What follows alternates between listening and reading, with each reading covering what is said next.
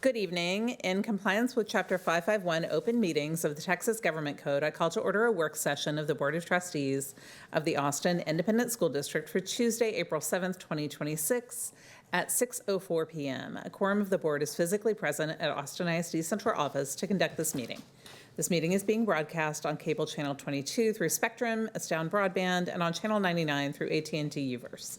Closed captioning in English is available on these platforms for individuals who are deaf or hard of hearing. Welcome and thank you for joining us. We've provided an opportunity for limited public comment this evening. This is an opportunity for the board to take part in listening to our community. While we wish we could respond to each topic raised, the Texas Open Meetings Act does not authorize a board to engage in deliberation or take action on comments or complaints from members of the public if the subject is not on the meeting agenda. For comments related to posted agenda items, we will engage in any deliberations or ask follow-up questions of the administration during the presentation of that item on the agenda. Tonight, we have 2 people who left recorded messages and none who signed up to speak in person. We will now play the recorded messages for public comment, so please listen carefully.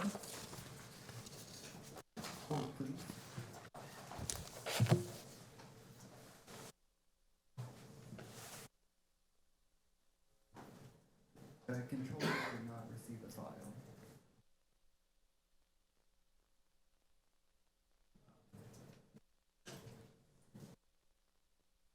You can come back to it. That one or just all of it? There's only 2. I think it's supposed to be one file. We'll come back to it. Okay. I'd like to listen to them before we get too deep into the meeting. Do we want to take a quick recess while we get that done? So I think our public comment is important context for what we're talking about when we have it. How do we feel about that?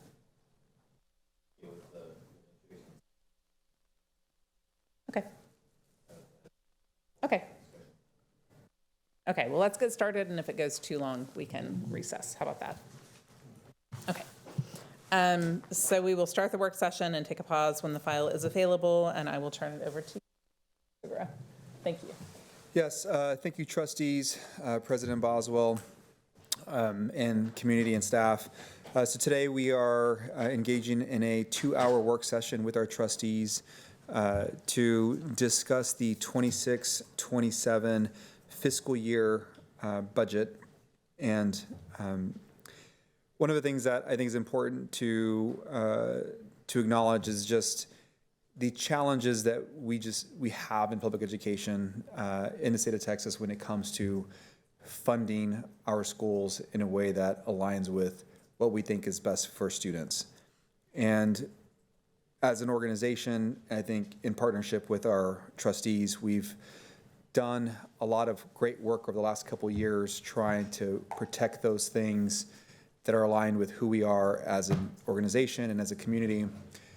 But as you'll see in the presentation that's delivered by Ms. Katrina Montgomery, our Chief Financial Officer, we're at a point now where the pressures have not subsided and the budget gap that must be addressed is significant, and decisions have to be made, and these decisions will ultimately impact student outcomes and the ability to serve our students in the way that we believe is best. So I am asking our trustees to engage with us in this conversation so that we take these difficult steps, but we take them together. We are committed to a transparent, thoughtful process that engages with community, and certainly also want to recognize that it feels as though it's one big thing after another.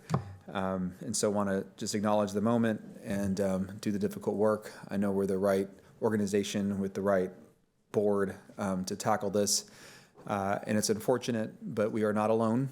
Every school district around the state is going through something similar, and we will continue to have conversations with our trustees in this forum as well as on the dais over the course of the next many weeks, all the way through budget adoption in late June.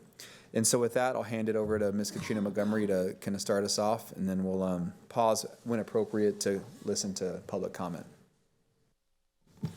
Thank you, Superintendent Segura, President Boswell, and trustees. Thank you for being here today, as well as our community. Our superintendent has talked about what we're going to look at and work on today. We're going to start off with our unassigned fund balance slide. And so this is a slide that we've presented. And we just wanted to be clear of like, how did we get here? And so if you look to the far right two columns, you can clearly see that for FY 26-27, we said that we'd be below zero. And then you can see it in the red. And so FY 26-27 is the year that we're currently working on the budget, which is why we're here today.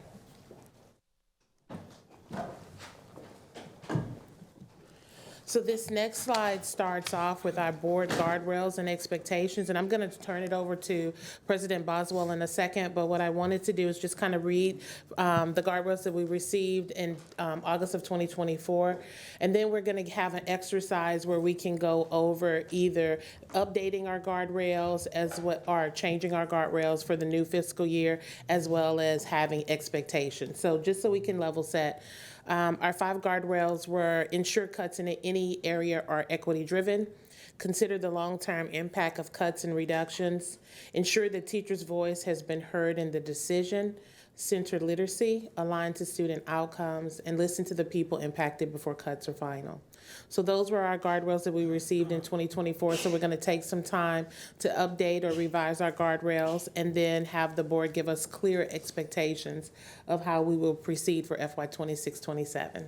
President Boswell. Yeah, thank you, Ms. Montgomery. I appreciate that. So these were established, yes, in August of 2024,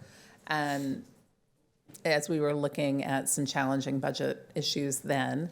And I think our values stay pretty stable, and our needs and our situation evolves with time too. So Trustee Singh had the good point the last time during our last work session, that we should really take a look at these guardrails and have a conversation about them.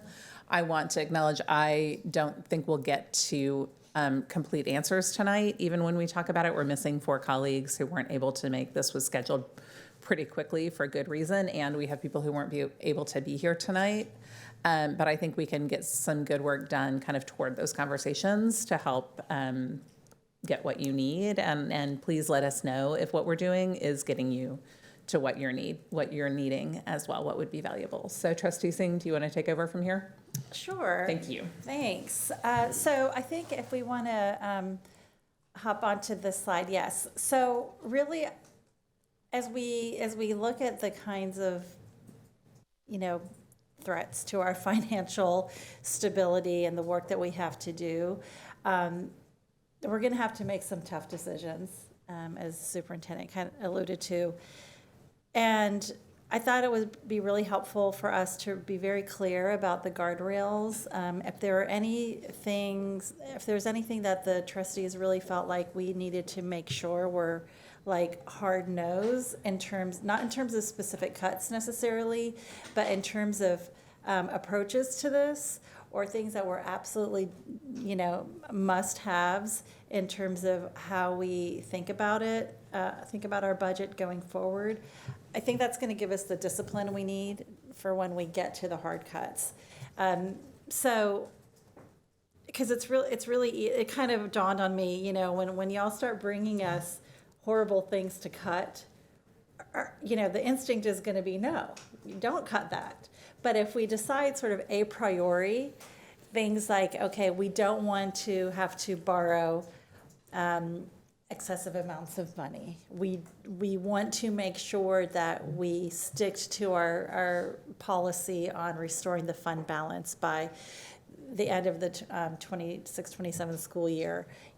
Whatever those things are that are just like hard guardrails, let's come to an agreement on those. And I think it's going to help give the administration clear guidance on what they need to do. And I think it's also going to allow the board and the administration to be much more aligned as we move forward. So you can see up on the slide some ideas that were submitted by trustees over the last few weeks for us to talk about. So I guess the best thing to do would be, let's talk about what's on this list. Are there things that really stand out to you? Are there things that are missing? Would just love to hear a little bit more about, have a conversation about what we want to see on this list. Just before we jump into kind of the specifics here, I wondered if we could get just a small summary of how we got here, because, in 2024, we were talking about a $19 million deficit. Last year, we were talking about, I don't know, somewhere around 40. And then I'm sure many people have seen in the headlines that it says that we have a $180 million deficit. So can you just quickly summarize, how we got here, and I guess whether or not we were anticipating each shortfall every year? Yes, Trustee Quintana, thank you very much for that question. So the $19 million that you're speaking of, it was for FY 25-26, which is our current fiscal year. The board adopted a budget at a $19 million deficit, and now we're projecting that it'll be $49 million, so that's a $30 million increase. Some of the things that happened is our property values decreased more. We had additional requests from departments that increased that number as well. I don't have the slide in the front of me, but what I want to take you back to is if you look at when we originally adopted the budget, the net change was approximately $130 million. And so the reason why we were able to get it down to $19 million is because we had strategies. We had $45 million, which were 2 land sales, and then we had $47 million, which were other strategies and or reductions. And so if you take the 130 less whatever, that like 90 something, that gets you pretty close to the $19 million. The $181 million that you're referencing for FY 25-26, and this is going to be, for FY 26-27, this is going to be in another slide. But I want us to be really, really clear that this is a draft preliminary budget, right? So it's not only preliminary, it's a draft. And so what that $181 million is the gross number, and then we're going to still this year have to have strategies so that we can reduce that number down to a meaningful deficit and or contribute back to our fund balance. Okay, so that's not the end of the story. The 100 No, right. It's not the end of the story, Trustee Quintana, but I think the reality of it all, and I think the first slide shows this, if you could go back, if you go back just a couple slides. So we have been very thoughtful about cutting where we protect the classroom. We do our best to fend off the changes that impact budget, right? Property values and enrollment. And this year, as we moved into this year, 2 things I think changed to a greater degree that put more pressure on our budget, which creates a bigger gap.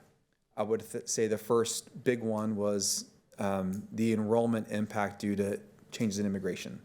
That was significant. Just to be really, really clear, we know which students are here and which ones aren't. We know what parts of our city our students where we had enrollment patterns that did not change, and we know where they did. And so, we had seen changes in years past tied to federal changes in immigration, and we'd seen it and it rebounded. I think what's different this time is families are leaving and no new families are coming, right? And that's a big number. So one of the things that I have to acknowledge is, we create projections, we look at downward trends in enrollment, but that is one thing that I think we estimated that underestimated the impact of that change, right? So it ended up being a bigger number, which put downward pressure. And then the other thing is, for years, we've had property growth increases, and then for the last 3 years, it's decreased. And so both of those things year over year have just built up, and we knew that we would get to a point around 26, 27, 27, 28 where we'd have to make bigger and bigger changes if nothing happened. And that's kind of where we are. It's not the end. It's going to adjust over the course of the next couple months. But what I don't want to do is to leave this space and not have it be crystal clear that we're no longer at a point where we can protect all things, that the cuts are going to impact our ability to serve our students in the way that we see best. And so that's what I would say. I don't know if that was helpful. Thank you. And public comments are ready, so let's listen to those two before we talk about our values. Thank you. We're ready with the control room when you are. Thank you. Hi, I'm here to discuss the budget for AISD for next year, specifically around the closure of schools and specifically Maplewood.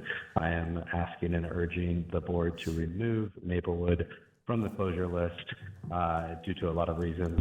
As you all know, it's a thriving neighborhood school that our community depends on, serves over 400 children. And obviously you all know this from your rubric, that it costs the district 21% less per student than the district average. As you all also know, closing the school on average would probably save the district maybe $500,000 to $1 million. That does not equate to what it could do to harm the neighborhood and the rest of the parents. Thank you for listening. Please remove Maplewood from the closure list. Have a great day.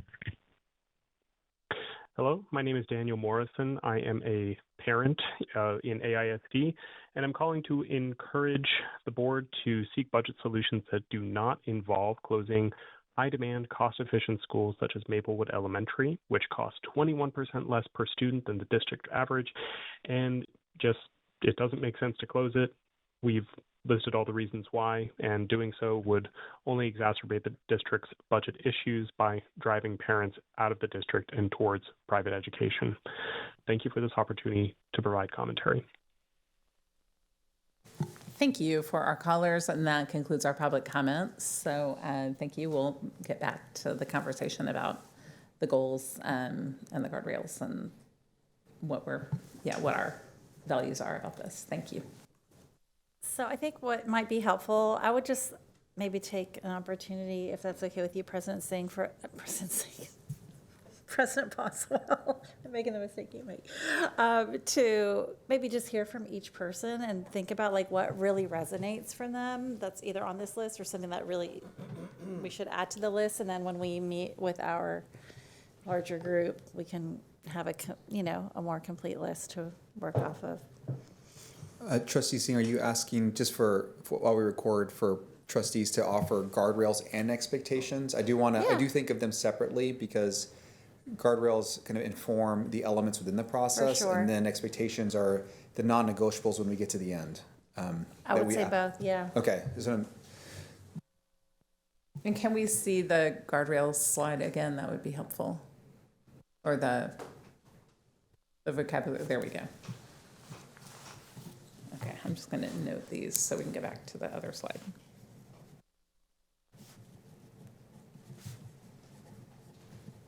And who wants to start?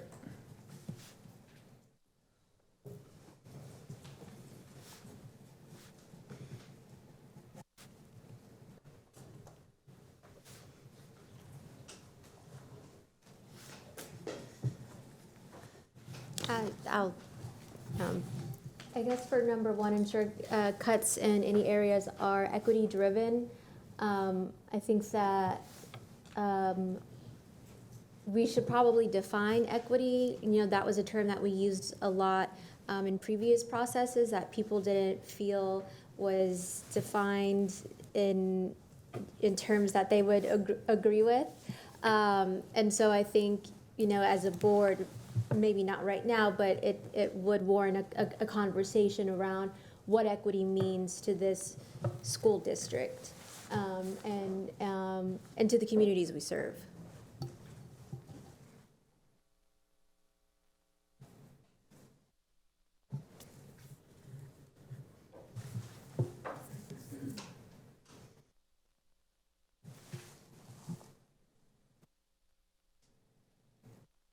And do you want to have that conversation now? Like, is that a conversation you want to have now or a conversation you want to have as we work forward through that? I don't know. I leave that to the will of the chair. Okay. Let's go around and see what else we want to talk about, because that might be a conversation we want to wait to have with everyone in the room too. Like, I think we can put our ideas into the hopper right now and then have all the deliberation and conversation probably when everyone else is with us. Does that make sense to everybody? Mm-hmm. Okay. And do you have thoughts about the other slide, other things on the other slide.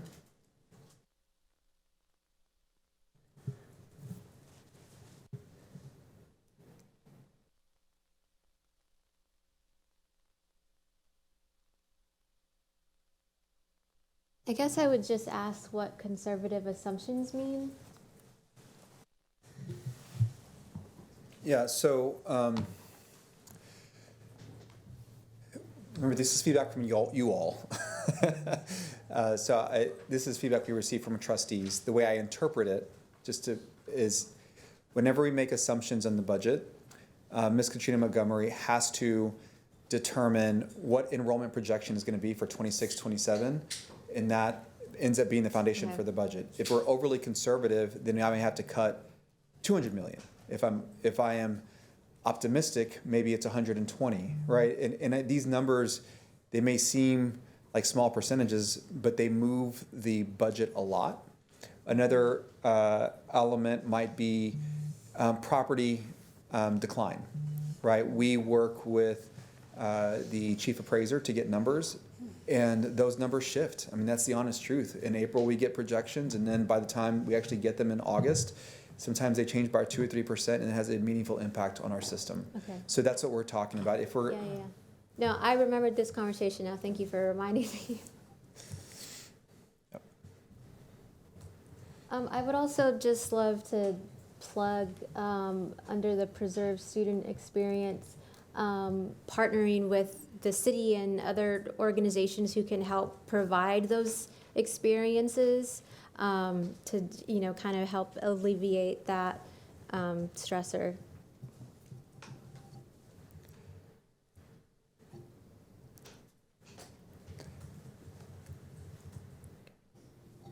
Anyone else?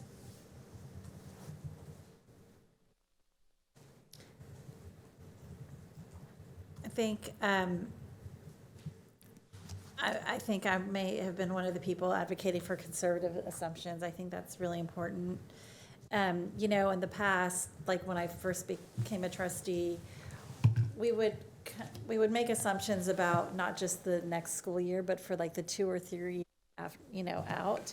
And I think we really can't make any positive assumptions. I think it could actually get worse. And so it's enrollment declines, it's property values, and I would like us to just assume the worst, it beyond next year, that, so that the way that impacts our budget for 26, 27 would be, okay, well, if we take large loans for next year, it's actually going to just make it worse. It's not like there's a windfall that's coming that's going to save us, right? And so that's kind of how I think about the conservative assumptions. The bullet about naming the actual reductions and staying within fund balance targets, I think is really important.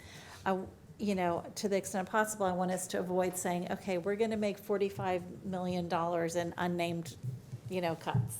Like, that is the work that we should be doing right now, is planning what those cuts are and naming them. Yep. So that there are no surprises. And, and I just think, again, the equity piece, really defining what we mean by that.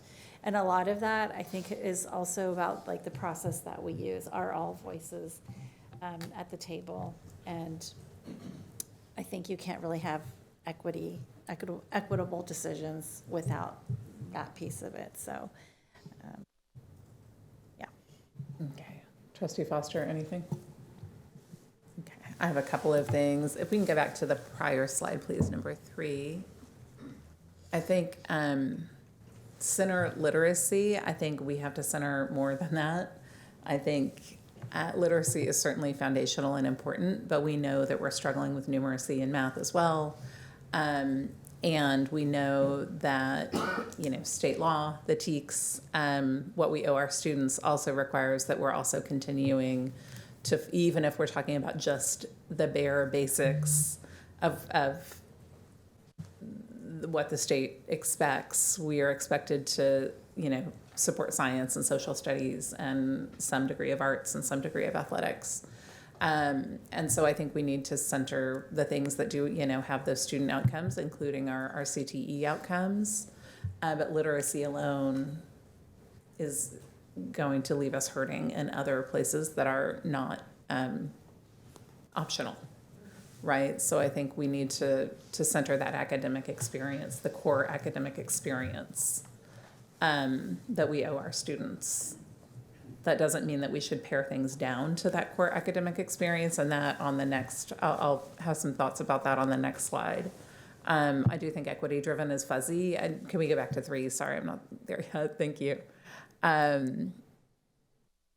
do think that's an important conversation we should all have together. I think considering the long-term impact, what cuts could we make that would be really hard to undo if the landscape does change, if we do have enrollment start to increase, if we do get more sustainable, fair funding for our schools from the legislature. If we get rid of all of our librarians, that will be very hard to get back. So, what are the long-term impacts if we cut major programs, just to eliminate things that it would be hard to reestablish? So that's what I mean when I see that bullet. Ensure that our teacher's voice has been heard. I really want the people closest to that work with our students to actually inform our decisions as well. What does it mean to you? What do these cuts mean? Not that that means we're the ones who ultimately have to make the decision. But I want to hear from the people working with our students what this means to them and have them say, if it's this or this, kind of where do we fall? Where do we land on that? And I think listen to the people impacted before cuts are final, yes. But there's a lot of room in that about how we do that, right? And I think early and often matters. So yeah, I think there's some refinement maybe that could happen. And then on the next slide, I do really agree with Trustee Singh about I am not comfortable adopting a budget again. There was a big bucket of, pending strategies that weren't very well defined. And to me, we need to adopt a budget that names what we're going to do, for ourselves and for our community. We need to name those things in our budget. Our budget deserves that degree of detail. I don't want to get us into a situation where we're likely to have to borrow a significant amount of money. I would like to, plan to borrow no money, knowing that we can't predict everything, especially while we're working back toward that 20% fund balance. But I would like to really minimize our risk for that, because that's, spending money on interest on a loan is not keeping it in the best place. I do feel like doing what we can to resist the state's push toward doing the bare minimum. Public schools need to be places where people can discover things, can try new things, can have those experiences on teams, UIL, whether it's athletics or theater or choir or mariachi, all the things, all the programs that we've built that are really meaningful to our students, and our career and technical education and our dual language. We've worked really hard to create some really world-class programs that are a very valid part of our student experience, that sometimes become a career for our students, that definitely are that connector for our students. That is a source of mental health and joy and community, and there are a lot of people who would love to see us, the pressure is to narrow that to only the things we have to do, and I want to be really conscious of how we do that. And in addition, yes, looking to our community for ways to help with that. Yeah. So I think we're on track, on the right track with a lot of these, and I do think the leaning into being careful and conservative, not being overly optimistic, because we've seen that bite us a little bit before, and I think we need to be very realistic. And I remain very interested in getting continued updates about our enrollment projections, because I have some concerns very specifically about enrollment projections that rely on the past 4 years of data, when we have seen the loss of so many students this year, when we don't know how closures and uncertainty about boundary changes and further closures will impact our enrollment. We don't know how vouchers might impact our enrollment. I have some, I want to keep watching that number and having discussions about that number and how you've arrived there and how it's being refined. Because that specifically concerns me. And I don't want to get into a position where we've hired so many people we have to do a RIF during the school year. And I want to be really honest about what it would mean to overproject, overstaff our teachers, and get to a place where that was a conversation we have to very seriously have. And I want to be sure we don't do that. Thank you. Anything else before we move on? Okay, so thank you. I think this is a good conversation and foundation for coming back and having this with the full board. Is this helpful? I know it's fuzzy. We haven't landed on anything specific, but I don't feel like the five of us can fairly land on anything specific for something that's important. No, but y'all are a big representation of the full board. I want to, like, it's helpful to hear more. I know we're not going to come to consensus, and that's not the expectation. But I think expectations is something that I really want to spend some time on. Okay.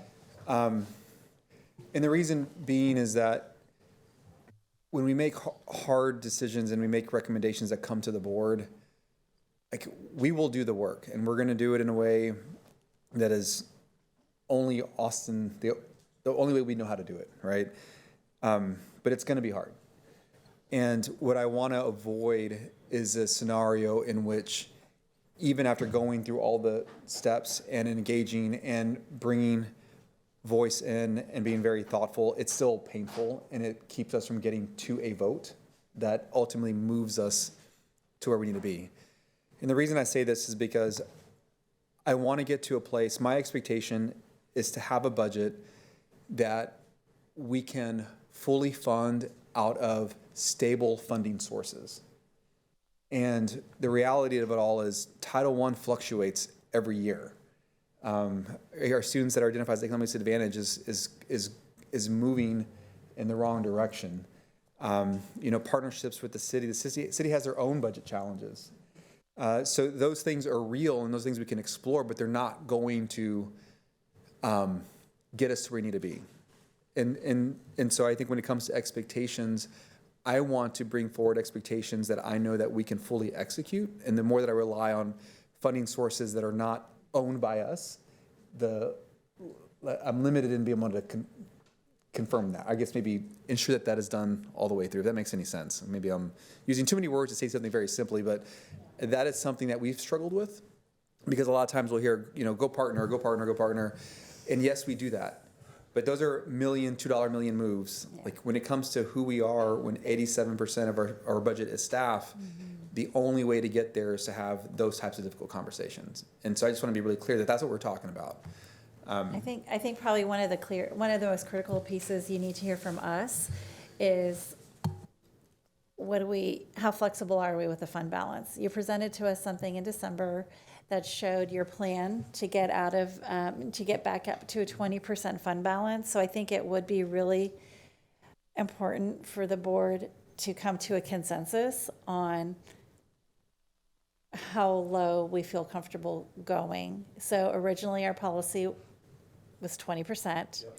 We reduced it to 15%. And in December, you said you gave us the plan for bringing it back up to 20%. And at that time, it said for the year 26-27, we would be at 17.1% fund balance. And so I'll just tell you from my opinion, speaking for myself, that we need to stick with that. So that's what you're hearing from me, is the 17.1% fund balance is what I would expect to see in the budget you bring to us to approve in June. I would also expect to see more conservative enrollment projections. I think I've heard too much from people, and looking at the actual numbers, I think we're being very optimistic. I think we need to lower those projections.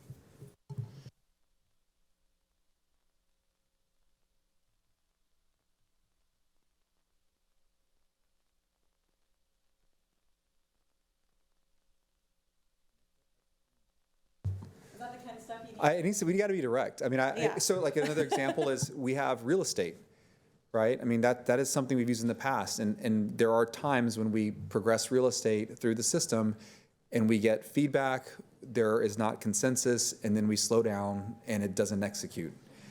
And it's all connected. And I want to be really clear, like if we're going to create a budget that ultimately relies on, a couple cash injections by way of real estate, we got to be committed to transacting, right? And monetizing or doing something that generates funds that help us. But those are also board decisions, right? And to me, they're totally connected because if we agree to a budget and that includes these things, those things have to continue. And right now, one of the things that we are struggling with the 25-26 fiscal year is that there was a real estate transaction that we thought was going to close. It did not close for a variety of reasons, but you can see how that one shift creates, pressure. Not to say that wouldn't have or couldn't have happened in a different way, but I just want to be really clear it's all connected. So when it comes back around and around, we're all on the same page and get there, right? I mean, that's, I think, what we're trying to do. So clear, direct feedback is very helpful. Yeah, I appreciate, us agreeing to a process and then no surprises by the board when you try to execute that process. But I think that as a trustee, it's hard to kind of give this preliminary goodwill or grace when I don't know what the process is going to look like. And that is really important to me, to the community that I serve. And so it's hard to say like, yeah, absolutely monetize everything you can monetize and sell it and get us out of here. But that feels like a lot a lot of grace to give at this moment. Yeah, and I'm not asking for it this moment. I'm just saying that whatever we agree to do, like, I want to be able to do it. And so I think as we move through the budgeting process and real estate, all of those things, they're all going to be connected. And I want to be able to do the work. It's hard enough. And I think the board expects me to be able to deliver on things that we commit to. And as hard as this is going to be, I have to be able to do it. But yeah, no, I appreciate that comment, Trustee Quintana, and I agree with you. And Trustee Kaufman. Well, then I would like to just note that I'll be wary of property sales and other one-time influxes of cash that don't address the structural deficit that over time will continue to create need, and we can't continue to sell all of our assets without making the structural changes. So I've understood to this point where some of those transactions need to occur to get us on the right track again. But I will be asking a lot of questions around additional property sales, especially as Trustee Quintana said, in the neighborhoods where they most identify with that current property as a part of the important part of the community. And so just wanting to make sure that we are very diligent about those potential sales. Also, I would like to say we can come to lots of agreements in this room, but a lot of the public feedback won't come until the cuts are known or the changes and the impact hits. And so, not everybody watches the board meetings, not everybody reads all the news and everything, but they do find out that their school property is for sale. And it can't be too late for the public to give input at that point. So we just have to weigh the need to commit to things that can lead to actions that need to be taken, but without reneging on our commitment to engage the public when making those decisions. Yeah, and I think Trustee Kaufman, that is an incredibly important point that you brought up. In no role should real estate capital injections be the long-term solution, right? The system as a whole has to be funded with the available sources of revenue that we have. And right now, our budget, AISD's budget, is $850 million. We're spending $1 billion plus. Until we get to $850 million, we're not going to be truly a stable system.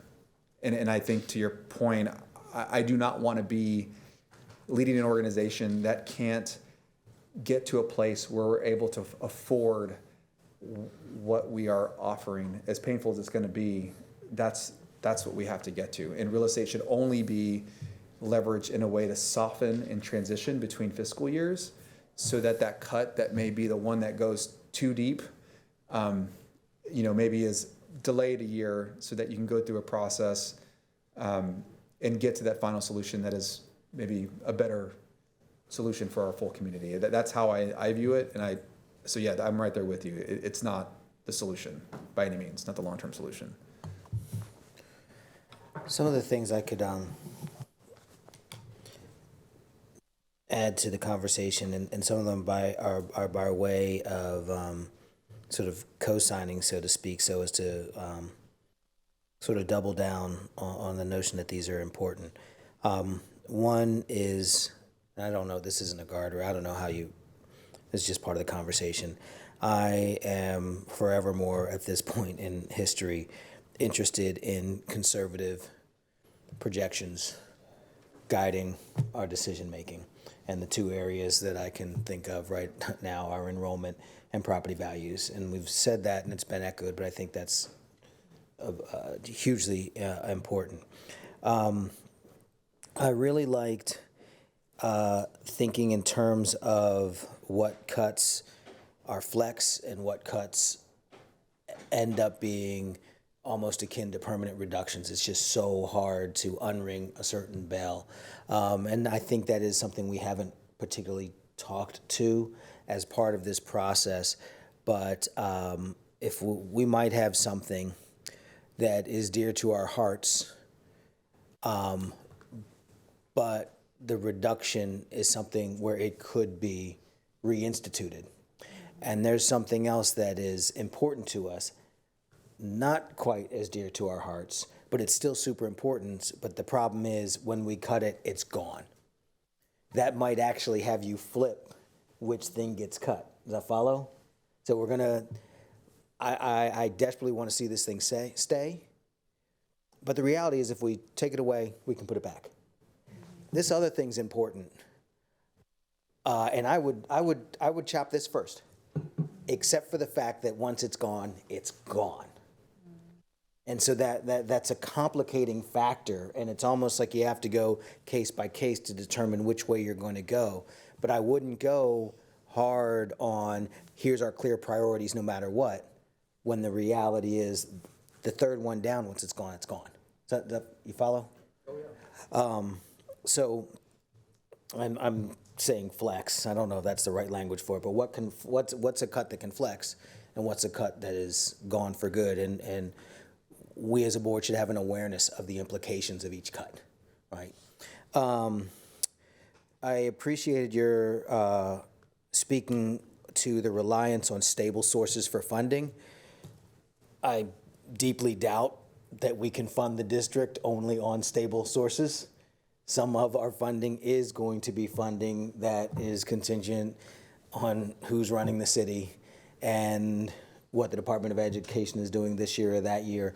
There is a percentage of dollars that's coming from the feds that we kind of have to rely upon if we're going to keep running. So the principle of reliance upon stable funds, I am all for, with the understanding, and unless I'm mistaken, that No, I think I think you're approaching it the right way. If I can follow your lead on it a little bit. Yeah. I recognize that there are things that we offer, and we can only offer them because we have available Title I funds. What I'm wanting to communicate is that those dollars are going down and down and down every year very, very quickly. And so if I don't acknowledge that and I don't account for it, then I'm doing, I think, all of us a disservice. And so to the extent possible, if we're funding a position that is mission critical using Title I funds, then the approach may be to transition them to 199 and then offset that position with a position that perhaps isn't as impactful to,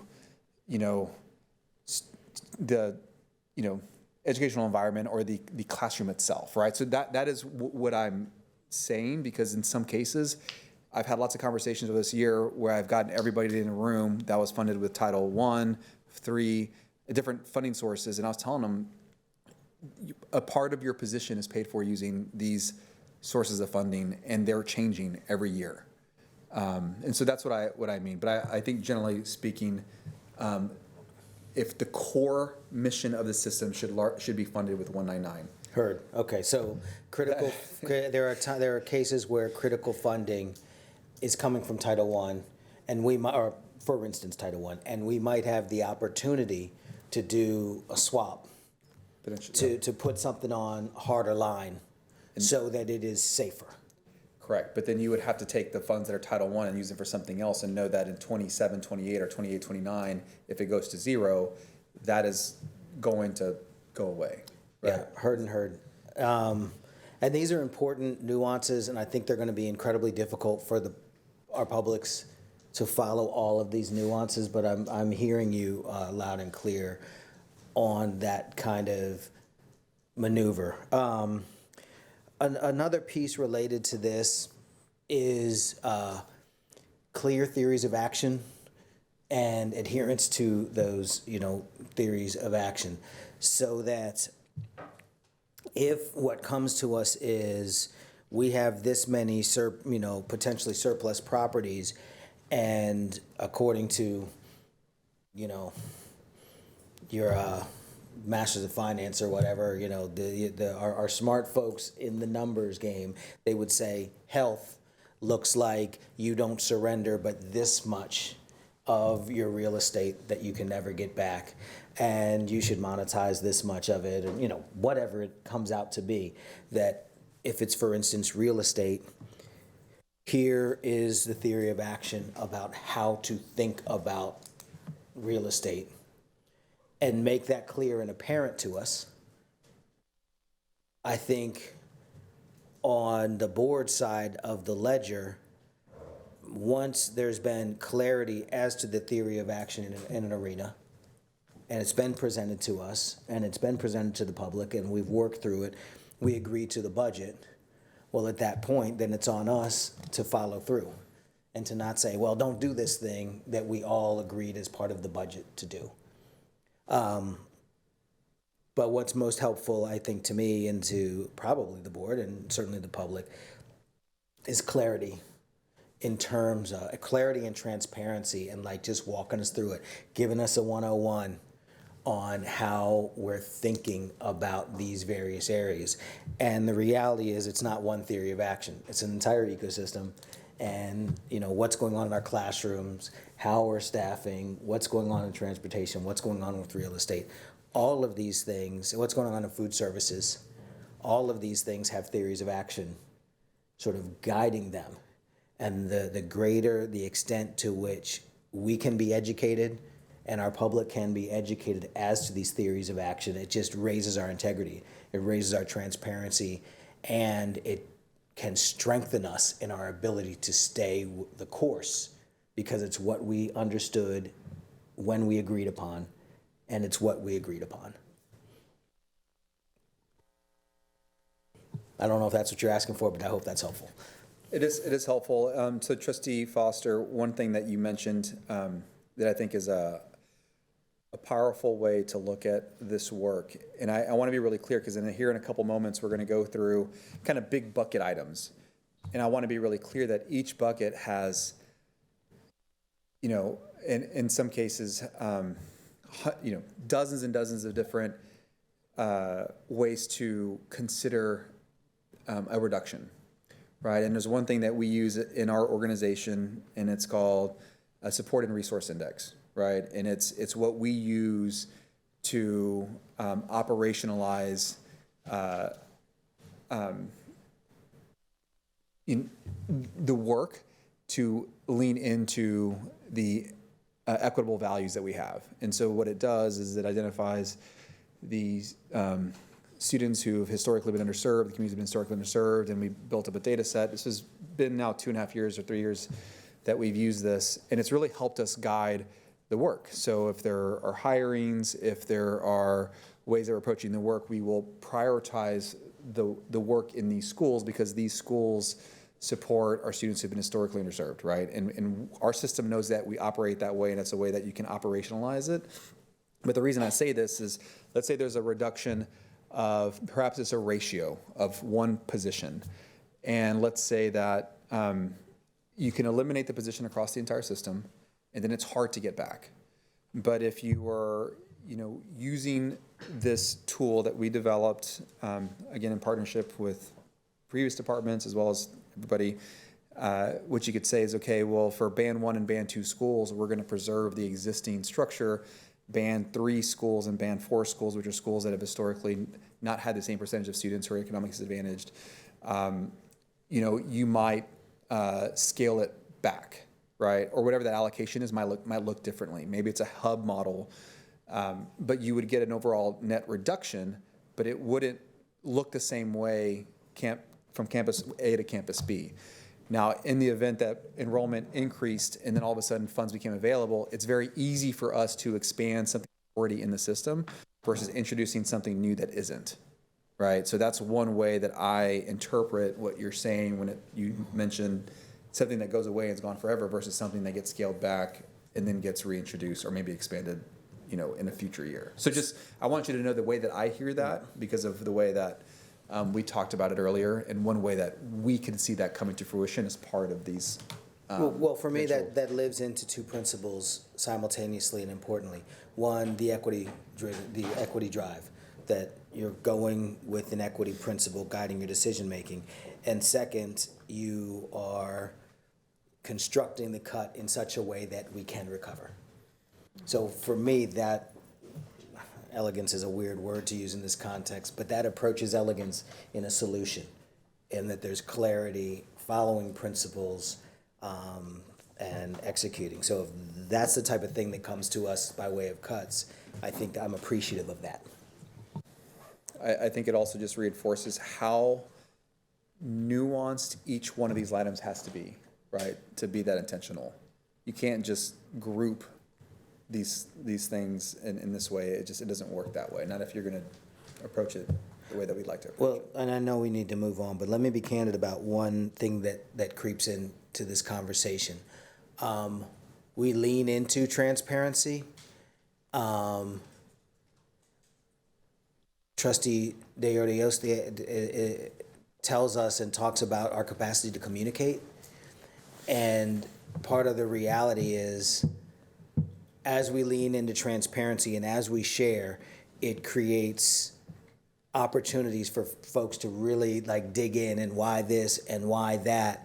And it can actually ironically create additional pressures on the board and the administration as people are digging in deep, and it becomes really hard to explain that this is actually a really good solution. But what we're talking is advanced calculus here, and it's really hard to communicate why this is the right thing to do. As trustees, what we can rest in, or what I can rest in, is I've thought it through, I've listened, I understand, I'm going this way, even though some people are going to be mad at me. That's hard to take to scale, and to have everybody, kind of rolling that way and able to roll that way. So I'm hearing a challenge that I don't know how we address, which is that when we introduce this level of nuance, we're also going to introduce a level of, and we're transparent about it, we're going to introduce a level of scrutiny, and it's going to be really hard to stick to our plan, even if it's a good plan. And I don't know what y'all's thoughts are on this, but it's something I see.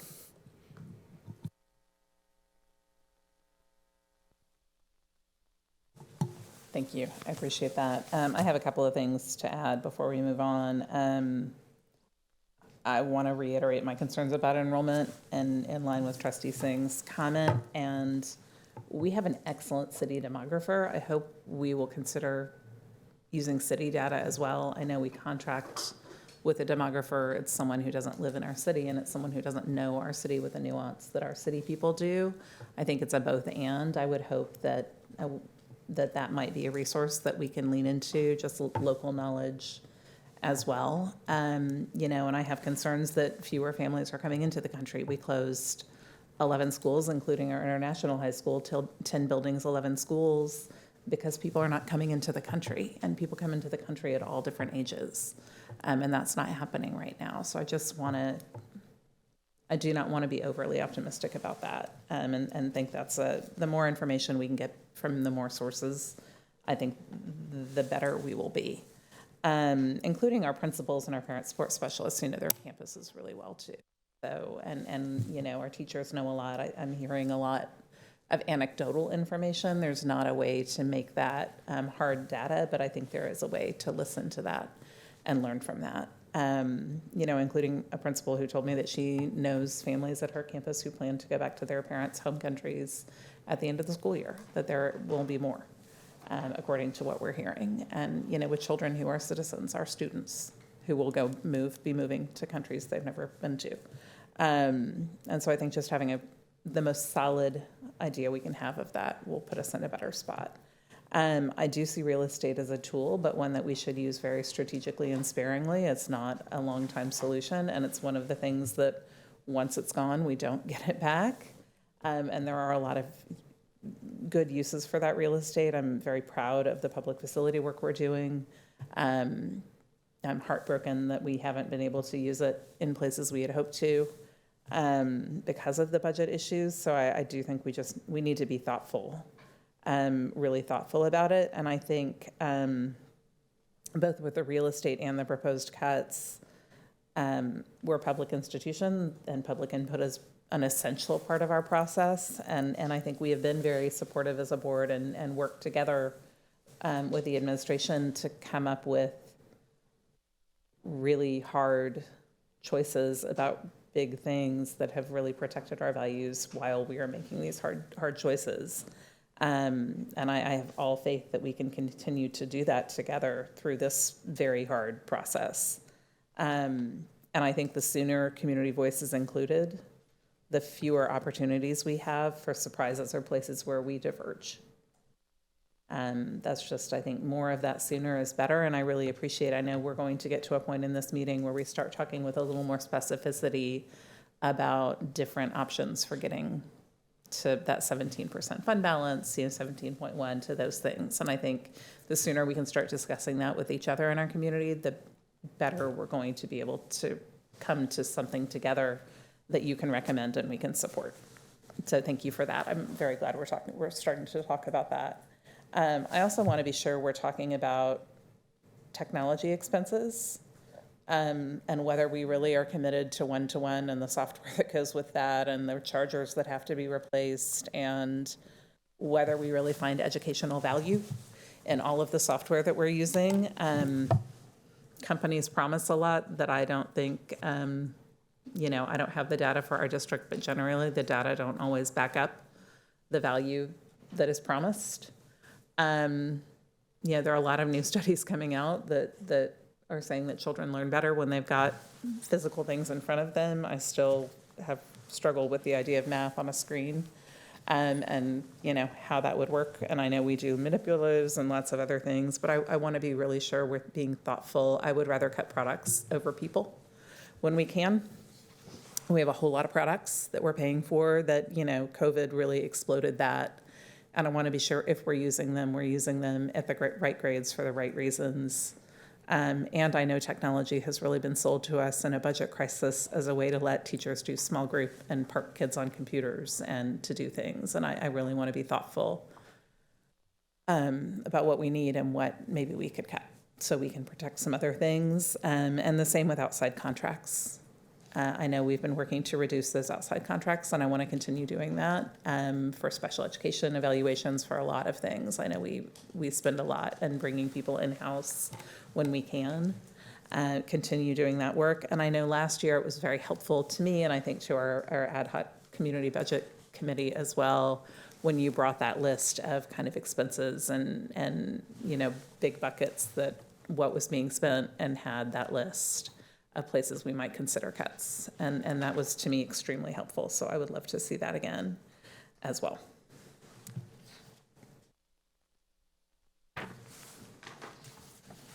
Yeah. And I will reiterate my expectation that I won't be asked to approve a budget that's got a big amorphous pending strategies without definition. Like, I think they need to be line item. Thank you. Thank you very much.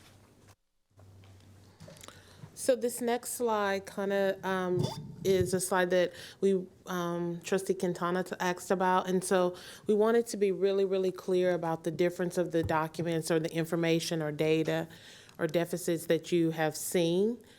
So in February, we presented a fiscal forecast, and so that was just a projection of what we thought our future revenues and expenses would be for FY 26-27. And then today, we're looking at a draft preliminary budget. And so we want to be clear about what that is. That is not the actual preliminary budget. We present that on April 23rd. We're presenting this today so that we can start engaging our community, engaging our board about the reductions that need to be made. So this is a draft preliminary budget, which means these numbers will change, right? The budget team and I, we're working every day to look at revenues and expenses, and we're meeting with TLL and we're meeting with ops, all of these departments. So the draft preliminary budget numbers will change, but we want to be clear that that's what you're seeing today, a draft. And then on April 23rd, you'll see the preliminary budget. Recommended budget is on May 21st, and then the adopted budget is on June 18th. So this is our financial impact scenarios, and so you're going to see we're going to have our revenue, our revenue, recapture, operating expenditures, and net change. And then you're going to see our FY 26-27 preliminary numbers, and then you're going to see various scenarios. So one of the things we wanted to do as a leadership team is when we talk about how are we going to, the net change is the $181 million. And so when you see this number, I also want to be really clear. When we did the fiscal forecast, we said that the fiscal forecast would say that we'd have a deficit. If we kept it the way it was a projection of $166 million. So the difference between the fiscal forecast and the preliminary budget is that you have the $181 million, and we had vacancy savings of $16 million. And so one of the things I want us to start doing is always having the same starting point. So from now on, everything you're going to see, we're going to start off at the net change of the $181 million, and any reductions that we make, any additional revenue that we have, it's all going to be below the line so that we're not constantly netting and moving things around. So 181 is going to be our stable place, right? So if the budget team and we work with ops and we find reductions, you're going to see it below that line. So that's the preliminary. And then scenario A, which we'll go through in detail today. And so what this is saying, we have the net change of $181 million, which means our expenditures are more than our revenue. We have vacancy savings of about $9 million, and that's for campuses only, because what you're going to see in scenario A is that we've suggested collapsing all department positions. And then you're going to have property monetizations. This is 3 properties for a total of $50 million. And then this is the bucket we're talking about, the strategies of $131 million. And we fully agree that we will come back with an itemized list of what these what these strategies are. But if you look at this, if you take the 181 and you take out the 9 and the 50 million and the $131 million, what you clearly see is that we're going to be contributing to our fund balance for a total of $9 million. And so what happens is that would get our unassigned fund balance to 16.8%. So that's getting us closer to where we want. So what we've been talking about over the years is that we wanted to have a balanced budget. What we're saying now is we want to contribute back to our fund balance. Scenario B, again, you start in the middle at the net change of $181 million. We're projecting vacancy savings just for campuses will be $10 million. And all this number is remember that we know that we're never fully staffed.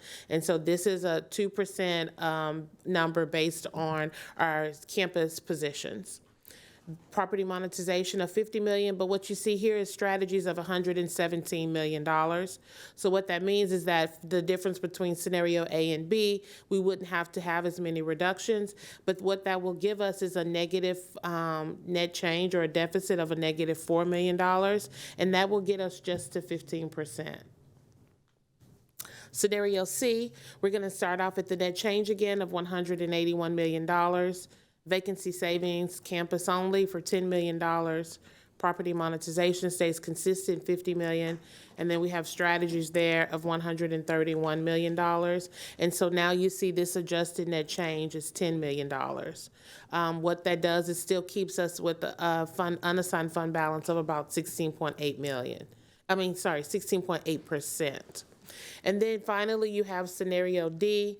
We start off net change of 181 million. You still have the same vacancy savings, the same property monetizations, but we do $1 million more in strategies. That gets us to $11 million adjusted net change, which will get us to the unassigned fund balance of 17%. Yes, ma'am. And I have one question about this, which in the preliminary, I see vacancy savings of 16 million and then don't see that reflected. Is some of that put into the strategies? Where did that go in the scenario ABCD? Yes, very good question. So the vacancy savings, the 16 million is a total of vacancy savings at departments as well as campuses. So what we're saying is in scenario A, B, C, and D, the department reductions, the vacancy savings will now be collapsed positions, so it will be a part of the strategies. Right? We're not suggesting to collapse campus positions. So that's why we're going to continuously track the vacancy savings, but we are suggesting to collapse the department vacant positions, which will be a line item of $23 million in the strategies. Okay? One of these things we want to be clear, none of these scenarios eliminate the need for borrowing. Short-term financing may still be required to meet our operational obligations and potential negative impacts on credit ratings. So we just want to be clear about that even though this is definitely moving us in the right direction, there's still going to be time, it's still going to be time for our cash flows. Our cash flows are going to still need time to catch up. Yeah, and I think to put even a finer point on it, conceivably, you could get a 20% and still have to borrow. It is truly a cash flow issue that we have to navigate between October, November, and December. And it's just for everybody who's following along, perhaps community and families and staff, it's really the way that we receive tax collections, the timing that we get it versus the capital outlay over the course of the first half of the fiscal year. And that just puts pressure kind of on us from a cash position perspective.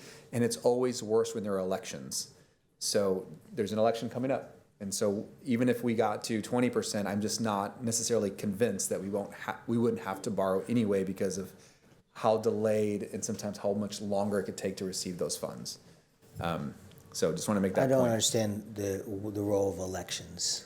So generally speaking, a lot of individuals will delay paying their taxes until they understand what's going to happen in the elections, especially when it comes to statewide elections that are tied Revenue to legislation. collections from our folk. Correct. On property taxes is predictably delayed. Because individuals are taking longer as a community to pay. Not that the tax appraisers collecting them taking longer. It's just people are taking longer to pay. Got it. It still does raise a question for me that the reason why we maintain a fund balance for rainy days and we try to structure ourselves such that we absorb the hits of cash flow challenges. And I'm understanding that sometimes it dips really low. What is either the policy adjustment or the fiscal practice adjustment so that you don't get there? And I'm not saying that we're there yet, but is it that it should be 22%? Is it that there should be a policy that you can dip into the cash balance once a year? So there are two different things, right? I think, and Katrina can speak to this, or sorry, Ms. Katrina Montgomery can speak to this better than I can, but you want to have enough cash on hand, right, to pay for expenses in the event that something unforeseen occurs, right? That is independent than cash flow constraints in the system. Right, so if all cash ended, could you make payroll for the next 2 months? Right, that's kind of how you think about reserves. Reserves are also used as a backup to float as revenue comes in, and so that it's used two different ways. I think our policy, the way that it's set, is based on the number of days that you have to support operations, no matter when that occurs in the fiscal year.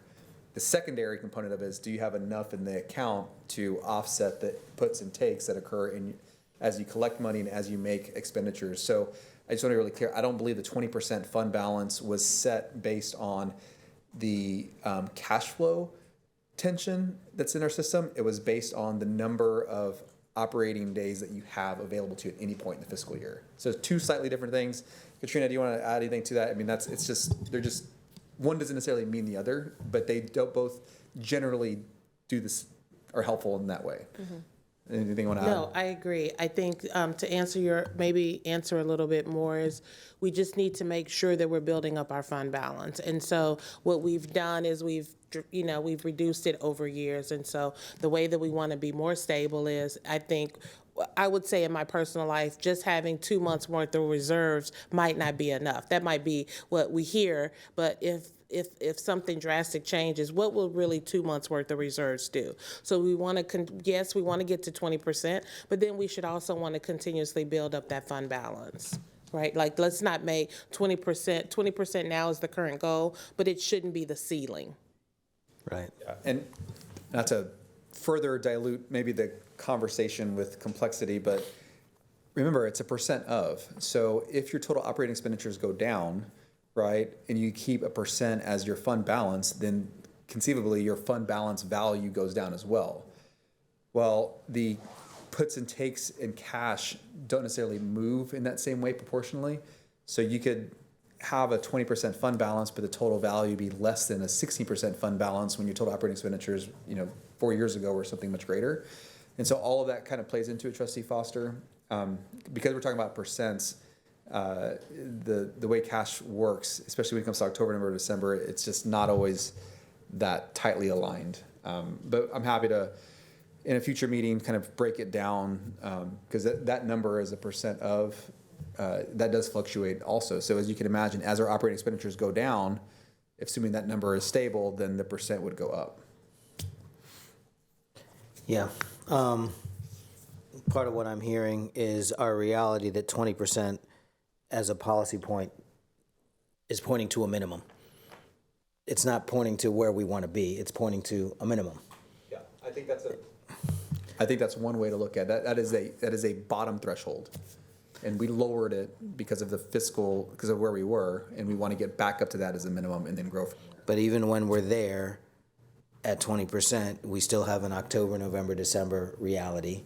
Yeah. And I mean, I guess, the horse is like just being beaten, but any day you're talking about like going to the payday loan shop to get a payday loan, like that is not a sign of health. And, miraculously, because of y'all's work, we, maintained our fiscal ratings and all this other stuff. But we're talking about, like, what I'm hearing between the lines, or maybe not even between the lines, is get ready for another payday loan. That's not a good thing. That we are basically building into our model an expectation that we're going to drop $250,000 in interest fees sometime next year to make ends meet. I mean, is that is what we're saying, isn't it? Yes. Okay. Yes. And this hard work will get us away from that. This is one giant step, and we talked about this today. This is one giant step in writing the system for years to come. And that's why this work is so hard, because this is what needs to happen. So this is what we just talked about, so I won't really kind of belabor the point. Last fiscal year, we did a loan for $19 million. Just to kind of refresh our memory, we did everything to borrow the minimal amount, so that because I was always looking at what is the approximate interest and fees that we were going to pay. So that's your $250,000 that you just spoke of. I think, Katrina, I know we're running, I don't want to go late, but I want to just be really clear. The term of the loan was what? I mean, it was weeks. It was, you guys remember? No, I don't remember off the top of my head, but we negotiated the time down because we didn't want to have the loan for a long period of time. So what I will elaborate on is you see other schools that are doing it for months. And we did not do that. We were very intentional on making sure that we were moving it because we wanted to borrow the money for the least amount of time. So I want to say, Matthias, off the top of my head, I believe we got it in November and we paid it back in January. I think that's what's ringing in my head. That's right, and it's something like that. It's very close, and I know we're going to move on, but I want to be really clear that most banks don't want to do a loan that short, right? Because they get the fees on the carrying the debt over a longer period of time. So it's even hard for us to get a loan that short. So continue on. I'm sorry. That's short and that's minimal, because they really wanted us to do more. So yes. And this is the slide that we won't spend time here because Trustee Singh talked to us through that. And so here, this next slide, this is our fund balance restoration. And we just want to be clear about some of the positive work that we've done, right? We know in FY 24-25, our community approved the Vader, which was for an additional net $41 million, and we definitely appreciate it. We passed that very successfully. And it was just because our community believed in the hard work we were doing. Hiring freezes, we've been doing those for the last few years. Definitely been doing a lot of spending controls, monitoring our interests so that we can make sure we maximize that. In FY 24-25, we still had some ESSER supplanting. We're looking at enrollment strategies, property monetization. So we just wanted to spend some time and make sure that it's very clear that we're doing all the things, right? We're also looking at the average daily, I think it's ADS, the average daily school year maybe. We're also looking at resource campuses. So we're doing all the things. We're not just saying, let's cut. We're trying to say, let's reduce, but let's also try to find out how there are other opportunities that we can bring revenue into the district. And thank you for sharing this, and thank you for mentioning TEA is spending a lot of time talking to districts about all these other state funding opportunities that are available, and I appreciate you mentioning additional days school year that we're applying for at some of our schools that will be applying and bringing more revenue in, and offering some additional instructional time where it's especially valuable, and schools serve as a place for kids to be when families need to work. So I think there's a lot of power in a lot of that, and these are in areas also where charter schools have extended school years and things. So I think that that we're pursuing that. We are now doing teacher incentive allotment, TIA. That's another one that the state is saying, if you need more money, schools, there are all these things you can do.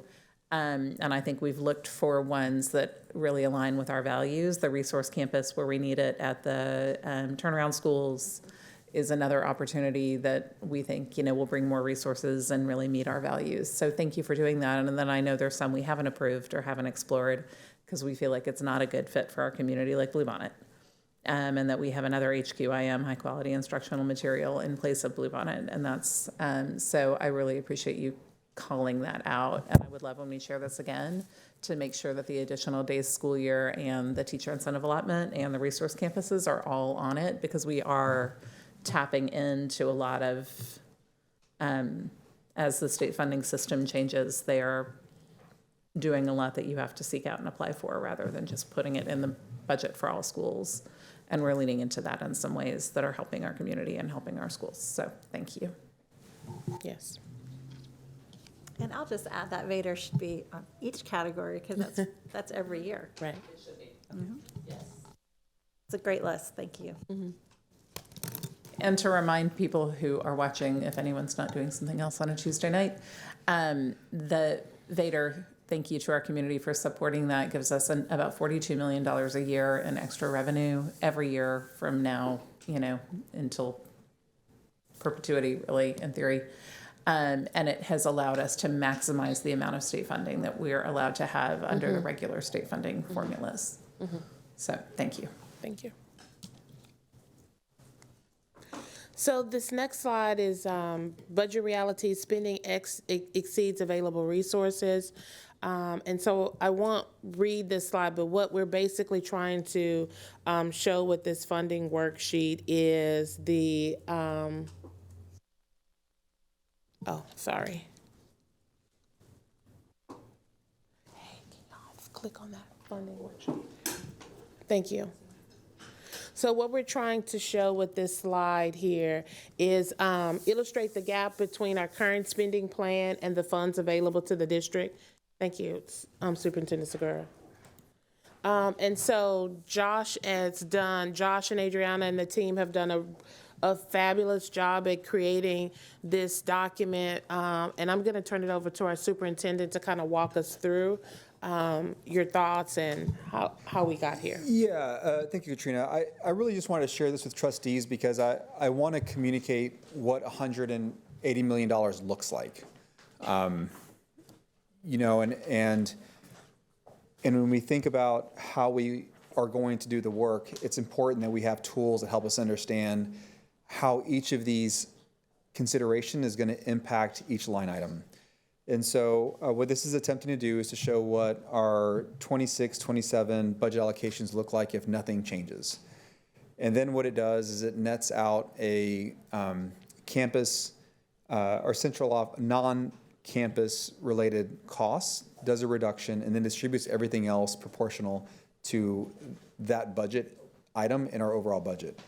And so it's really just meant to give everybody an idea of the magnitude of the budget items, and then what you're going to see, trustees, as we go through the process with community, with our principals, with staff, with you all, is us make adjustments in this and see how it nets out to ultimately get to a budget that we can support and one that we hope our board would approve. And so I don't know that we often kind of see how things break down, but there are some things that are just not movable, you know, like utilities. You know, $22 million, even if we reduce staff and have fewer students, I mean, the reality of it all is we've become more efficient with bond improvement projects, but the cost of energy has gone up year over year.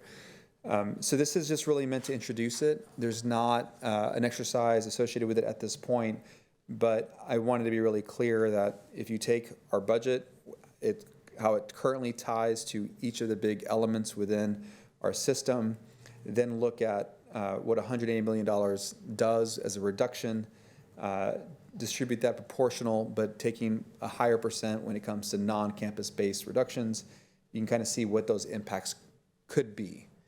Again, this is going to shift. This is really just a way to introduce a tool that will be referenced later. So you have a hard copy. You'll see this progress along as we kind of tweak and make adjustments based on potential cost reductions. And again, there's going to be lots of them, and there's going to be iterations of a single item multiple ways. So as we go to the next set of slides, because I think this is really where we want to just kind of share. Let me have to exit this, I think. Josh, can you handle this, please? Sorry, not a multitasker. And I want to share with people that the administration is working to get the budget presentation into board docs, because I know that was a whole lot of small text, and we'll be talking about more specific dollar things now. So anyone who wants to look for it, it will be there. Oh, it's on there. Okay, excellent. Good. Thank you. Yeah, so for our trustees, the next set of slides, what they're meant to be are larger buckets of items that we know have to be explored in an effort to ultimately bridge and get to one of these scenarios that Katrina just mentioned, whether it's scenario A, B, C, or D, which includes about $117 to $130 million in total reductions. And so I'm going to go through them. The way that the tables are formatted is the larger group of reductions is in column 1. The district priorities that we've talked about, that we presented, are each columns. And what we're trying to just show is, hey, if this reduction is taken in its current form as the way it's described, these are the initiatives or the district priorities that will be impacted.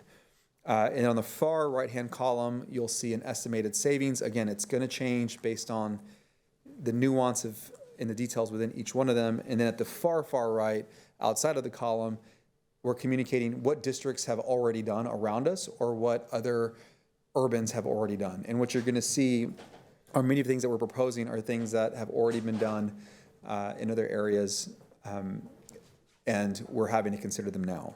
So first, 15% reduction to non-staffing campuses. So this is looking at non-staffing budgets tied to our campuses. In the past, we have made adjustments to staffing whenever enrollment shifts downward, but we haven't always made the same reduction when it comes to non-staffing expenditures. This might be in the form of material, it could be contracts. There are going to be these other allocations that campuses have, and so the thought here is if we're going to reduce because there's fewer staff or there's fewer students, the non-staffing budget should also reduce. The next one, reduction of current year non-staffing balances. So this would be departmental. So this would be tied to non-campus. So this would be all the support departments, $17.1 million. 15% next. I'm going to go through these pretty quick because we have 30 minutes left and I want to make sure I get through them all. And then it's just an introduction. We're going to come back and over again. The next one, 15% reduction to non-staffing departmental departments. You can see the impact, $9.2 million across other districts. They're doing that as well. We'll go to slide 14. You can move us to the next slide, whoever's controlling the slides. Elimination of funding tied to vacant positions. This is departments. So what happens in a school system like Austin ISD is there are vacancies. We know about them. We carry them in our budgets. And one of the things that Katrina and I are very keen on is getting to a place where our budget meets our reality.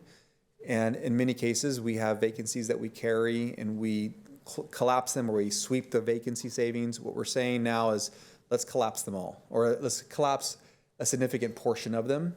They have not been filled. They've existed for a period of time. Now, there's going to be nuance to this. I don't want anybody to leave here thinking that every vacancy is going to be collapsed, but what we want to communicate is that it's a large number. It lives in our budget, and year over year, this kind of continues on. And so it is an area that I think we believe absolutely has to be addressed. So again, this would be elimination of funding tied to vacant positions. Again, departmental, non-campus. Total savings estimated $23.1 million, and yes, other school districts have already done this.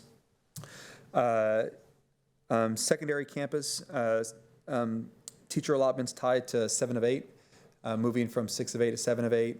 We've talked about it before. It's something we've been able to fend off. I think that we're at a point now where we have to reintroduce it as a consideration. You can see here, we certainly believe that's going to impact various district priorities. Right now, we're estimating the total savings of $16 million, but again, this is one of those that could be deployed or implemented in a variety of ways to either recognize the needs of the schools and the differentiated needs, or by phasing. So just again, I'm trying to communicate the bigger buckets, and then just know that there's more work that'll come to get the details. Reduce travel and cell phone stipends. And to be clear on that, are you saying you will propose that to us, or that is something it is on the very long list of things to discuss as a community, a board, and an administration? So both. I think that it's the reason it's on here, because I think given the numbers that we're having to tackle, I don't know how we get to the end of it without actually truly having it be on the table. That's just the reality of where we are. So we have to go through that process with community. We'll have to go through the process with the board. None of these things I will say are for certain going to be or not going to be in the final budget. What I'm wanting to do is to communicate these are the bigger bins, the bigger line items that we have to consider if we're going to bridge that.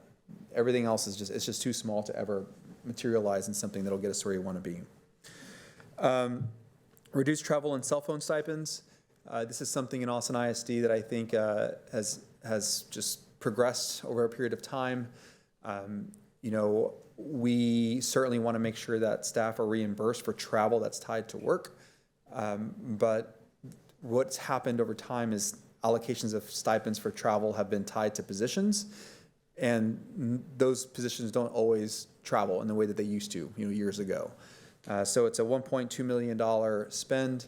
There'll be some offset that we're considering because we do want staff to be able to, reimburse for travel. But the way that it's currently set up in our system, the way it's been for a very long time, we believe there's a savings there of $1.2 million. And again, other school districts have done this. This one is one that, I think is, again, we're talking about everything.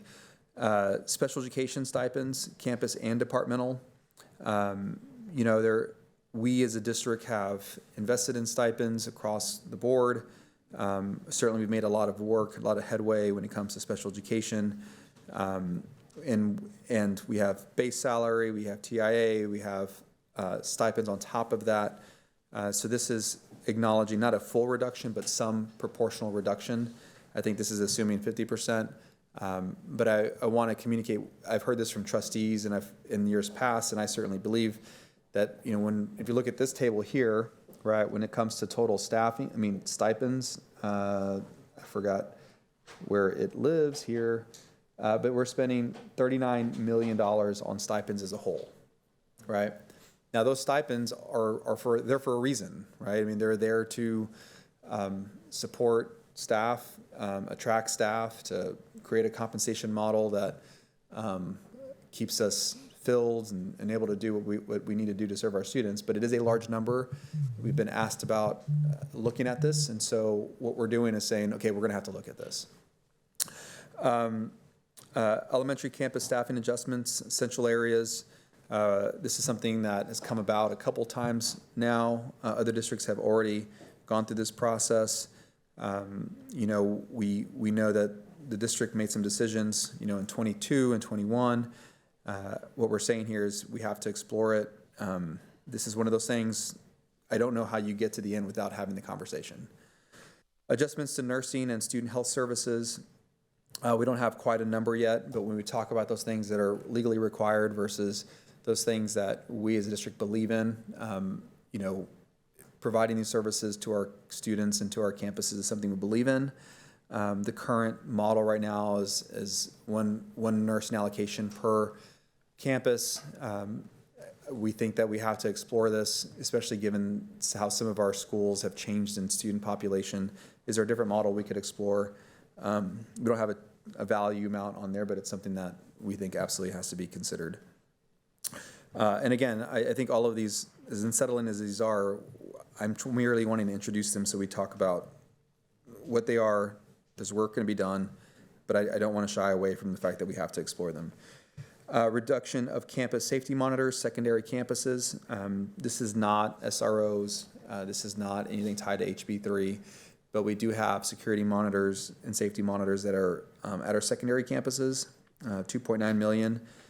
We know that our campuses rely on them. We know that they serve a need. Our students are supported throughout the school day by these individuals.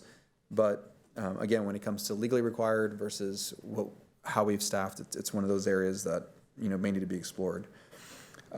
Conversion of librarian positions to support roles. Again, one of those really hard ones to even talk about. Again, what is funded versus what we do is there's a gap there. And so when you look at that, it's not a big number, but it is one that we felt in full transparency needed to be discussed. Certainly a huge impact to the system, but wanted to be transparent about the fact that it's one of those things that isn't required, but something that we do. Reduction of instructional initiative funding. This is going back to some of the contracts that we have and partnerships that we have. I think there's a real acknowledgement that these partnerships yield outcomes and they move the needle. I think there's a question at this point, given the number, where are they focused? Is it literacy? Is it another core area, or is it something else? There's an opportunity to reduce, and if so, should we consider it? I think there's some value there, $600,000. Elimination of sign-on bonuses, $400,000. It's something that was adopted some time ago.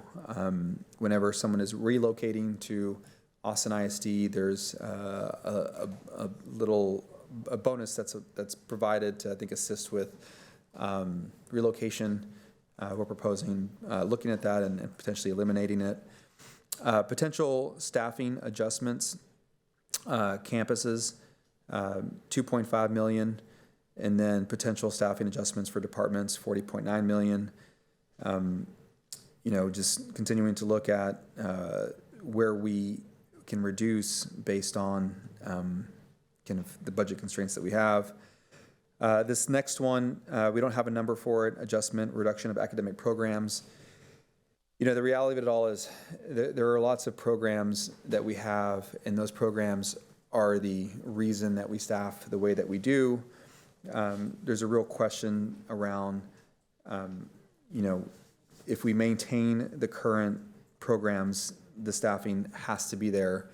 If there's an opportunity to reduce or to modify or to adjust, we need to make sure it's aligned with the academic vision and framework, but also with who we are. It's one of those tough things that we have to talk about, but we need to understand what those allocations look like. Are we able to support them moving forward, and are there the right complement of programs at these campuses, especially when you think about some of the kind of tailored programming that we see at many of our schools. Technology reductions, one-to-one to program-based support. This is one that Oscar and I have talked about. I think I just heard President Boswell mention it.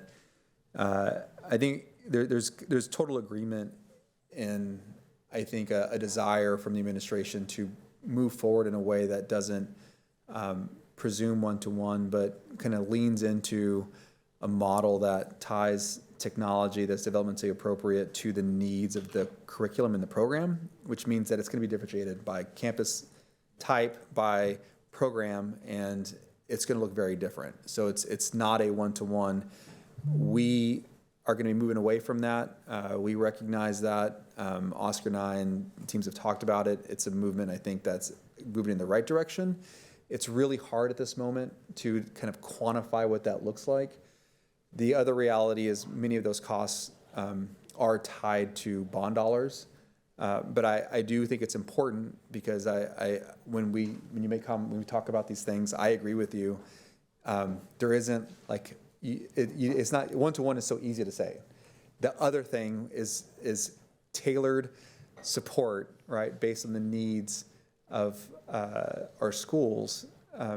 And that may look different. In some schools, it may be labs. In some schools, it may be, an allotment of devices to support a certain class.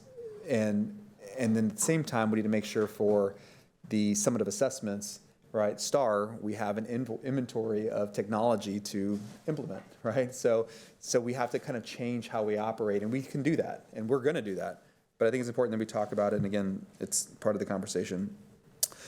Something Trustee D'Oriosa said a couple weeks back that I think is important to talk about is naming goals for revenue generation and targets. The board, quote unquote, released us to go and get creative when it came to naming rights, to revenue generation, and I think we've done a good job. There's still there's lots of things we've been able to do. Naming right opportunities, we feel good about the direction we're headed. Philanthropic, certainly we think there's opportunities there. I think the reality of it all, it's good to have a target, but it's not going to solve the problem, right? I think that's just, and so we got to create a target, pursue it, and be bold. But I don't want that to be the crutch that we rely on to allow something not to be addressed downstream. So these numbers are large numbers. They do move the budget. And over the course of the next many weeks, we'll have those conversations with community. We're going to be coming back to the board every 2 weeks. Unfortunately, the timing between board meeting and information session means that it's probably going to be the meeting in between. But I think it's important to share updates, where we are, where we're expecting to be, so that we're getting feedback and can adjust in real time to get to where we need to be. So I'll hand it back to Katrina to kind of take us through the next couple slides, and then Can I ask, Yeah. with regards to one of the flows of conversation tonight, but also just a bigger reality about what we're learning about impact of technology in the classroom, both positive and negative. Is there a point of, an opportunity for a point of articulation between cost reductions and better work in terms of serving our students academically? Yeah, I mean, yes, I just think that we have to be very intentional about how we notate that, because I think this is one that I think would actually improve our ability to serve our students. Unfortunately, many of the other things are going the wrong direction, right? And so yes, I think it's important. The measles chart is an attempt to kind of show broad strokes of the overall impacts of cuts and potential not ads, but investments. But yeah, no, I think that's exactly right. And I do understand that we're focused on budget considerations, but what we're mostly talking about is mitigation, like how do we reduce the negative impacts of this? And one of the things, maybe it doesn't rise to the level of guidelines or expectations, but opportunities to actually get better through a budget cut is a pretty cool thing. And I love it whenever that can be affected. Yeah, I mean, there's something that, Oscar and I mean, it was a year and a half ago, we did an inventory and there's, $500,000 in lost battery chargers, or, like these are big numbers, right? And I think about, okay, well, how many teachers is that? How many, and there was a desire back in the day to go to one-on-one, and it is what it was. I think we need to have a meaningful conversation aligned with the academic vision and framework to move away from that and have just a tailored support of technology, but it has to be aligned, right? And I think that's the way we should look at operations, finance, technology, and talent strategies, all in service to the classroom. But yeah, no, I agree with you, Trustee Foster, and I think this is a real opportunity to just hit the nail on the head and just say, this is what we're doing, this is how we're going to do it. This coupled with the academic vision and framework, I think puts us on the right page, on the right path. And I do really appreciate, I'm sorry, we have to call it a measles chart. I learned that was what it was called recently from you, but I love the chart. I think it's really valuable to talk about that academic impact and other impacts as we're talking about potential cuts. And I really appreciate that we've included accountability, we've included enrollment, we've included lots of other elements to this. So thank you for framing it that way, because that is, as Trustee Foster said, we're talking about how we serve our students ultimately in the classroom. And it's really hard to see the cuts get closer and closer to that student experience. So thank you.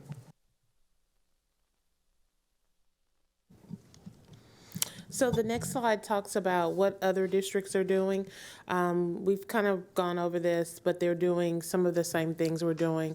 I'm constantly in conversations with other CFOs to see if there are any ideas or things that they're doing that can help improve the suggestions that we bring forward. Staffing through attrition is some, hiring freeze, compensation constraints, limited raises or stipend reductions. We're seeing a lot of stipends being impacted. Non-essential purchases and initiatives, which is slowing spending down, select positions and departments, school closures and consolidation. So what we're seeing here from talking to other school districts, they're doing some of the similar work that we're doing here at Austin ISD. Currently under review, I want to take a little time to talk about this slide because I want us to all be clear. Remember we talked about earlier, a preliminary budget. This is preliminary. We will continuously refine the preliminary budget assumptions and calculations, so we can expect that those numbers that you've seen previously will continue to be updated. We are reviewing all preliminary budget items specifically to revenue and expenses.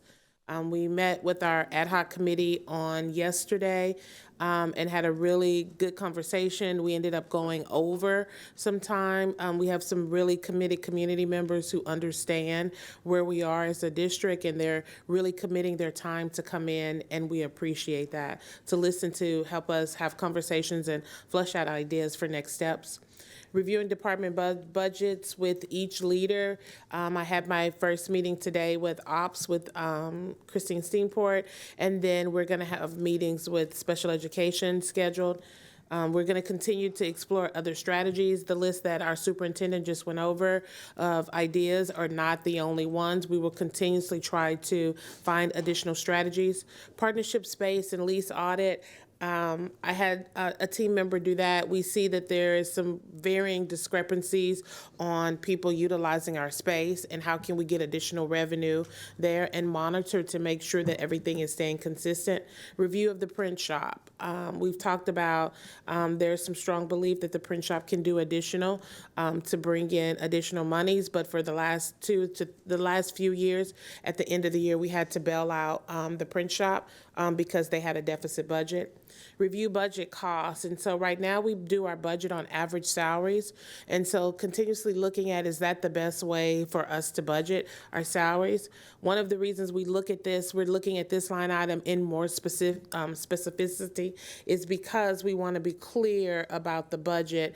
Every year when we get to the end of the year, what we've said the deficit was we've done better than that. And so one of the large reasons of that is because of payroll. And so what we don't want to do is have this budget, we make these hard decisions on a number, and then at the end of the year, we come in and we've done better. So I'm really charging my team and myself to do a much better job at looking at our payroll budget. Review our benefits options and plans. That's another way. And then Christine and I talked today about transportation ridership. One of the things she specifically discussed today is that we have some buses where there's limited riders, and so her and her team are going to look at that, and we're going to continue to review to see if we can find any additional reductions there.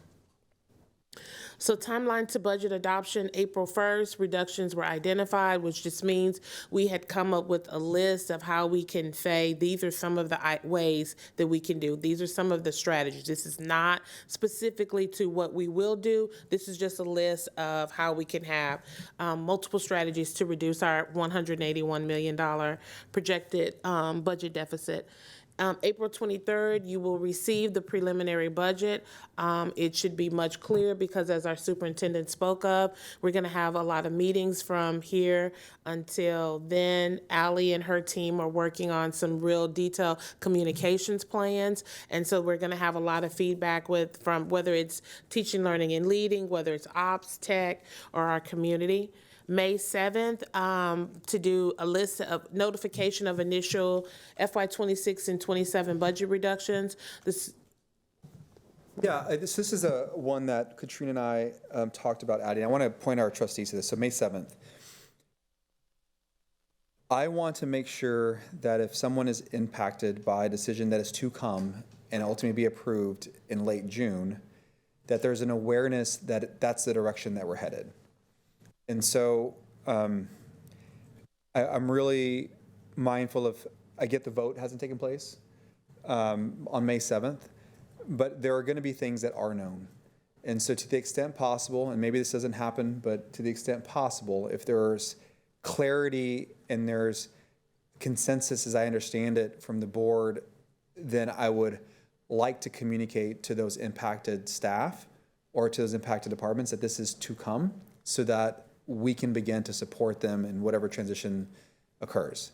Our budget process just goes, the board doesn't say vote, the vote doesn't occur till the end of June, right? And so if we know something early, we know that's the direction we're going, in some cases, I would appreciate the opportunity to be able to communicate early in that way.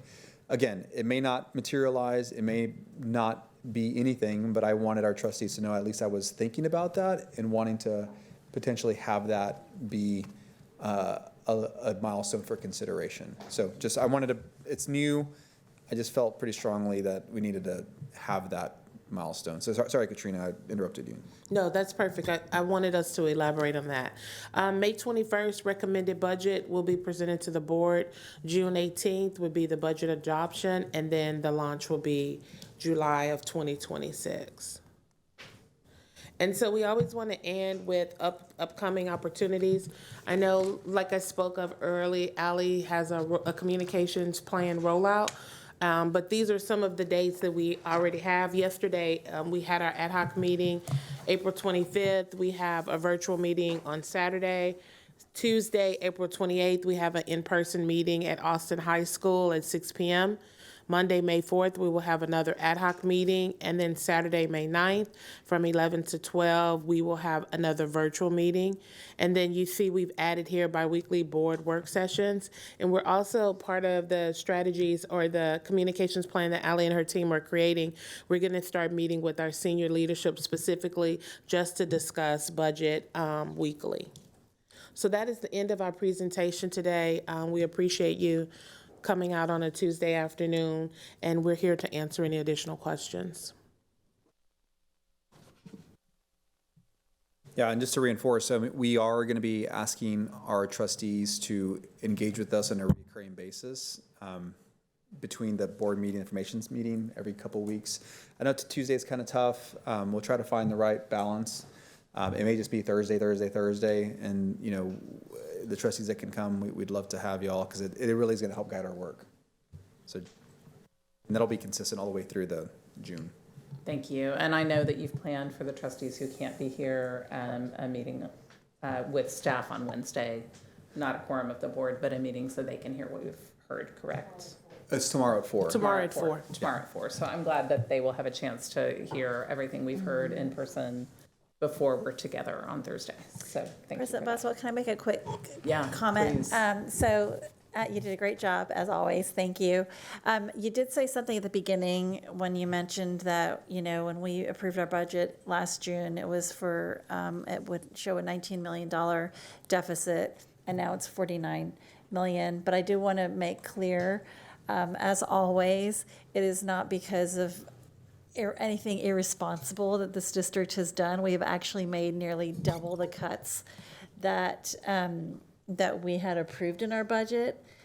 The bulk of that difference is because of one property sale, which we expect to, to make progress on all of that. Mm-hmm. But could you clarify as well that, as we've discussed in previous board meetings, that we expect to see that $30 million difference shrink by the time we end this fiscal year?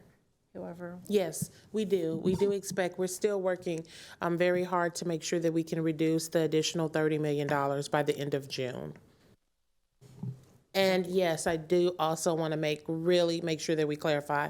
I know our superintendent talked about this, that one of the land sales that we had in the $45 million that we talked about was for $26 million. And that land sale did not materialize this fiscal year. And so that is another reason why we have to be very, very careful when we're budgeting, because what that does is our property values decrease this year, and then we didn't have the land sale. So that's just that much more ground that we have to make up in the current year. Thank you. Thank you. Any comments before we wrap? I know we'll have an opportunity as a whole board to talk in more detail about the specific things that are on the table being considered. I know we'll have a chance to come together. And I know our community will have a chance to weigh in and help us think about this. And I know you're presenting this out in the community. So thank you. It's helpful to have some detail, a menu, a list. So thank you. I know a lot of work has been done and really appreciate you bringing this to everybody. Anything else before we wrap up? Okay, do I have a motion to adjourn? All right, the meeting is adjourned. Having a motion from Secretary Foster, the meeting is adjourned at 7:57 p.m. Thank you.